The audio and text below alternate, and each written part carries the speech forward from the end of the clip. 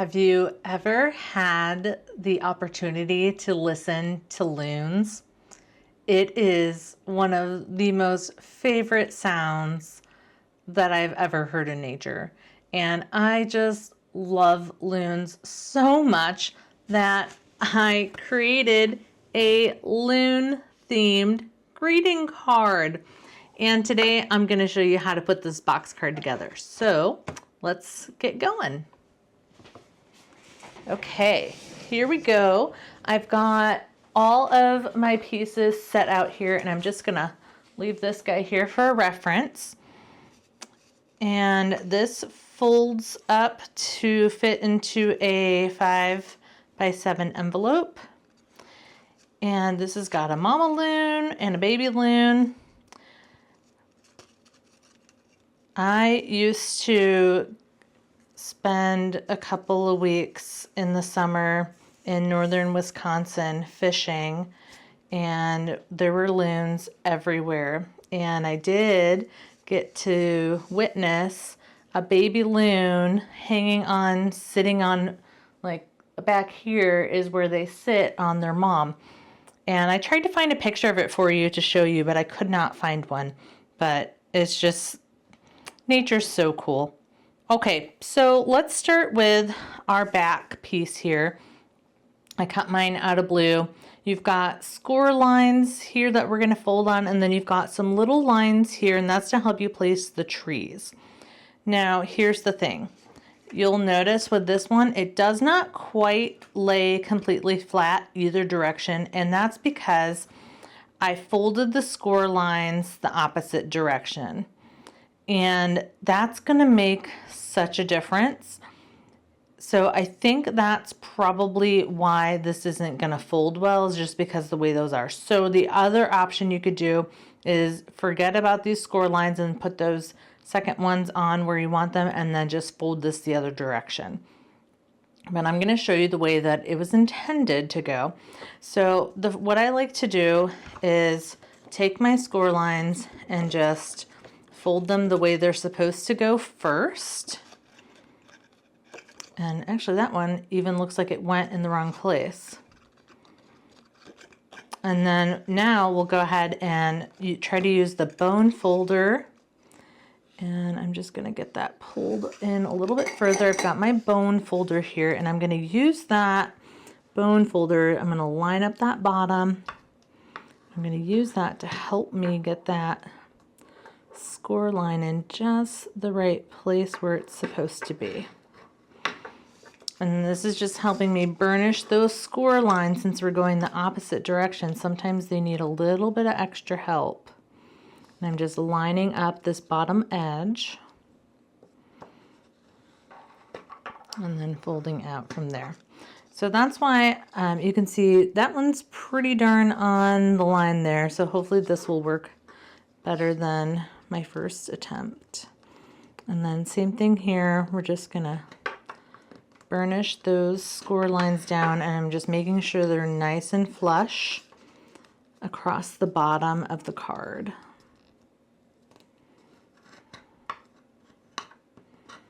I find it easier to do that with the bone folder. Okay, we've got those burnished, and then we can go ahead and start adding the trees. So I did cut, for the second layer, I cut the trees on a lighter color than I did back here. And I'm just going to go ahead and put some glue on the back side. You don't need a lot of glue. I'm just going to put like a strip down the middle, and then try to just put a little bit on some of these. I'm not overly worried. I can come through later and paint some glue under these pieces if I need to. So that looks good. And then I'm going to line this up on the score line here.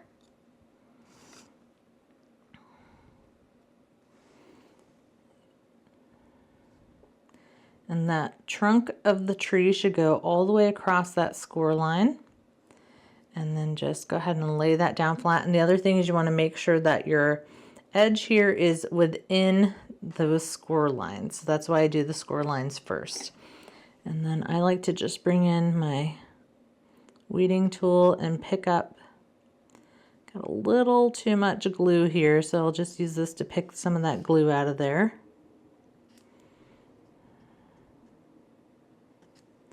Could also come in and use a glue eraser if you have one of those. And then that glue will dry clear, so I'm not going to be too nitpicky about it. All right, we're going to do the same thing with the next tree. So again, just a little bit of glue here. I finally refilled this glue bottle, and my goodness, how wonderful it is. I can't believe I waited so long. So take it from me, don't wait forever. If you're struggling with your glue bottle, just add more glue. Make your life easy. And then got this spot right here. Again, a little bit too much glue. Whoops. Didn't mean to move it.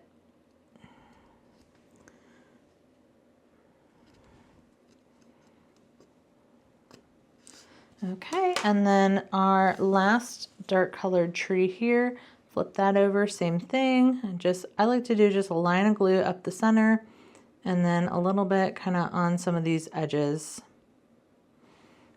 Nothing crazy. And then here's that score line. We'll go ahead and line that up right there. And then just lay that on down.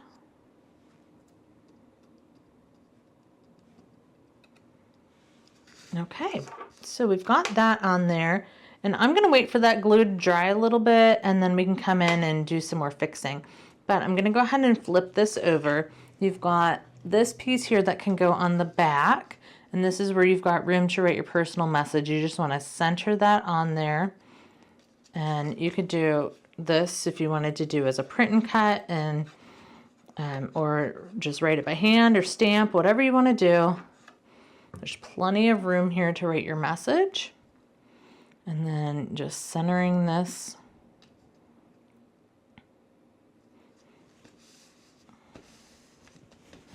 And then we'll press that down. All right, and the back's done.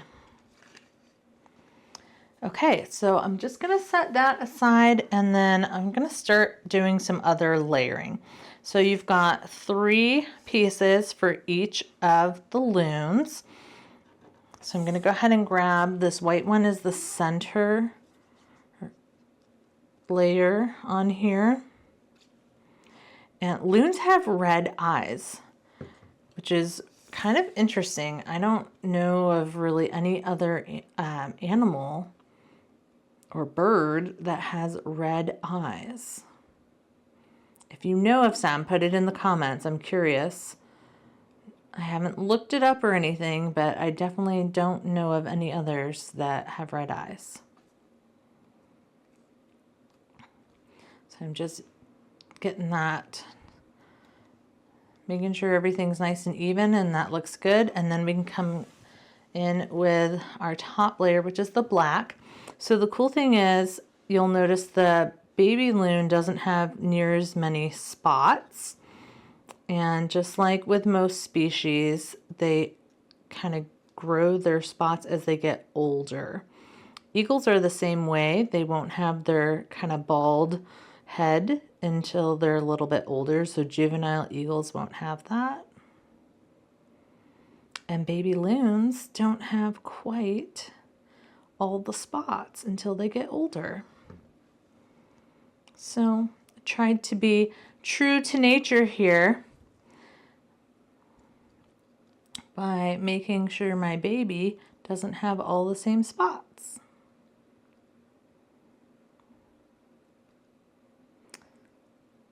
Okay, and I don't know how many babies they have.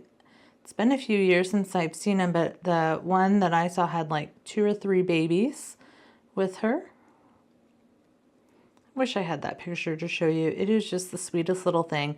I was kayaking around on the lake and then was able to get relatively close, and then, you know, a halfway decent camera, I was able to zoom in to get a good picture. And of course, you know, can't find them when you want them, those pictures.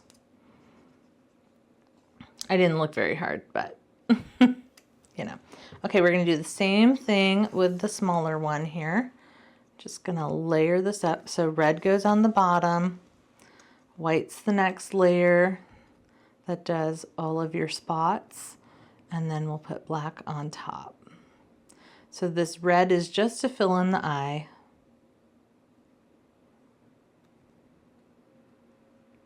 Originally I had created this card as a rocker card, but I'm realizing that my rocker cards aren't that popular. So I went ahead and redesigned this as a box card.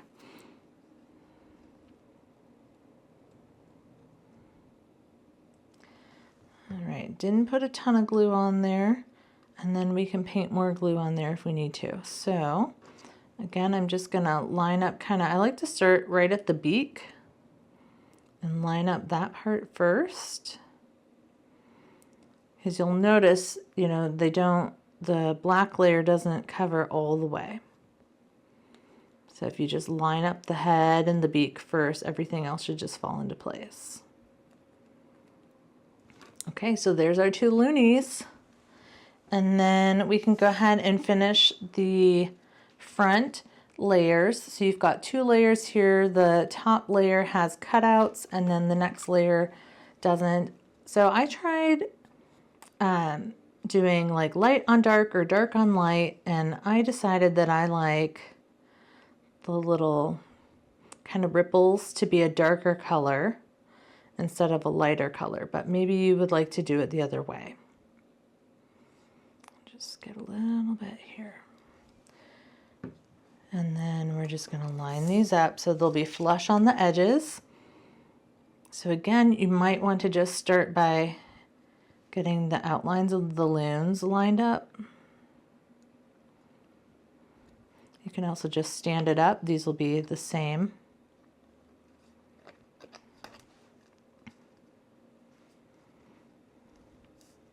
So I couldn't decide. You'll see here I did both of them with light on dark, but here is the opposite direction with dark on light. And I don't know, I like the darker ones better, but you can decide.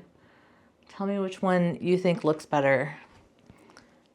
I like the darker ripples. To me, it just stands out a little bit better. I'll just set that aside too. And then we'll go ahead and just put our loons in the little areas. This is just a really quick card to make, even just to cut it out. There's not that many pieces. So this is a pretty fast card to cut and put together. In which case you could cut a couple. So I cut 2 copies of everything when I made this card. And it easily could do that on like a full sheet of cardstock. It was very easy to cut multiples. Used up a lot of scraps actually, which is always a plus. All right, we'll put some glue on the back of this one. And then again, we're just gonna set this one on here. So I'm gonna just work on making the kind of the head and the beak area fit first, and then let everything else fall into place there.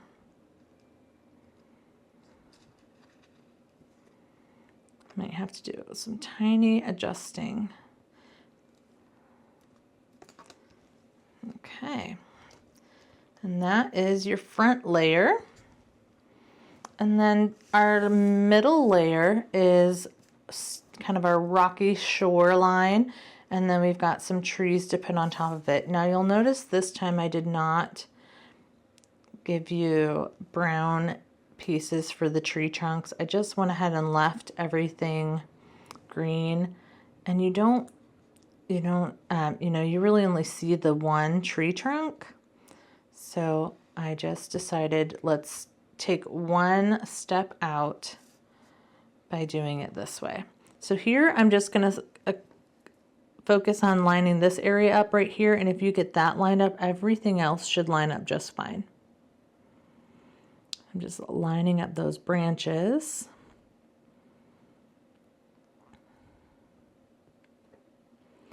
So I did have some curling here. This was a bit of a thicker cardstock than I'm used to using. It was in my stash. So I did have to go through and cut it twice. but I would definitely slow down your speed and use the overcut to cut these trees, so that way you get really nice corners here.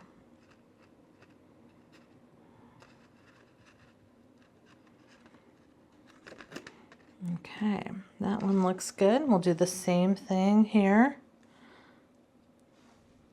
I really just like to put a strip of glue down the center, and then a little bit on the edges here. Not a lot of glue. Doesn't need a lot. And then the same thing here, I'm just going to focus on this corner.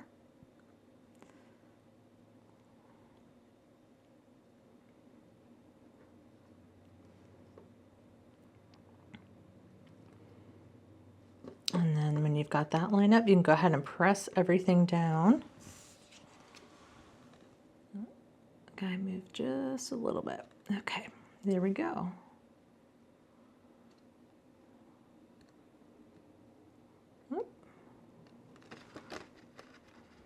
The joys of liquid glue is you can just move things around as you need to.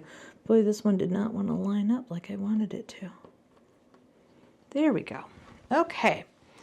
These ones, you have your score lines on the side here, and these will fold backwards like they're like normal. I guess this one's just going to have a shadow. If that really bothers you, you could take your snips and cut that little piece there. But it is stuck down, so it's staying. So the thing I'm going to do with this guy is I'm going to take a piece of scrap here, and I'm going to put a little bit of a light layer of glue here. And then I'm just going to come under these edges. Oh, too much glue on that one. But then I can just kind of paint the glue under here to get those pieces stuck down.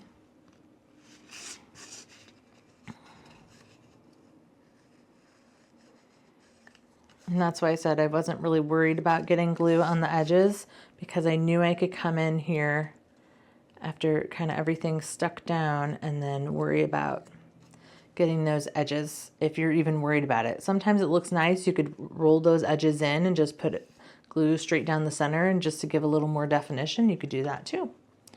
Okay, here comes the fun part. We're going to go ahead and put some glue on this tab here. And then I'm just going to line this up with the bottom right here, and then making sure I'm inside the score line, flush at the bottom, and then I can just take this tab and fold her on over.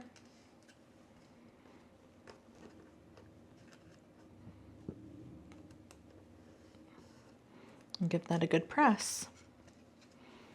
And then I like to fold it back as well.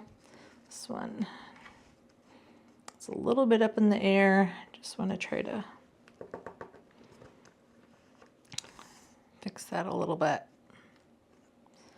Okay, and then we're going to do the same thing here on this side. I'm just going to take this glue tab, put some glue here. What I'm going to do different with this one is now I'm just going to take this tab, fold it backwards, kind of set it down here, and then lean everything this direction. And fold that tab back.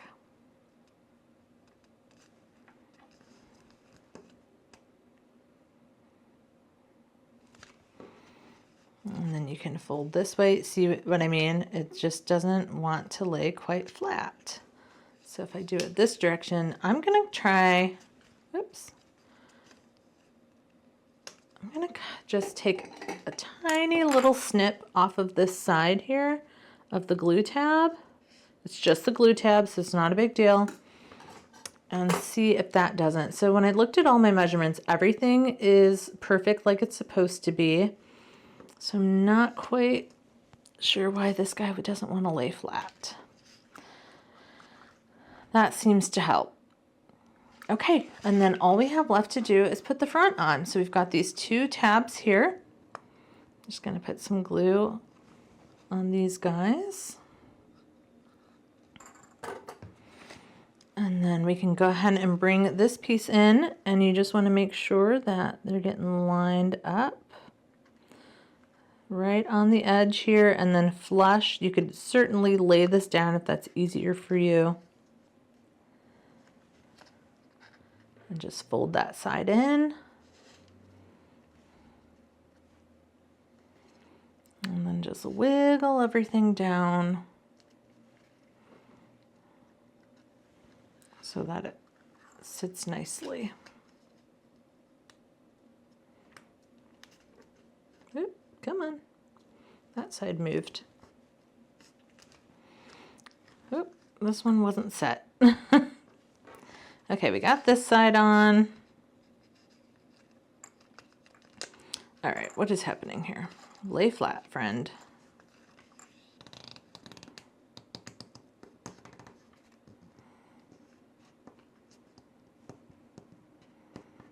Okay.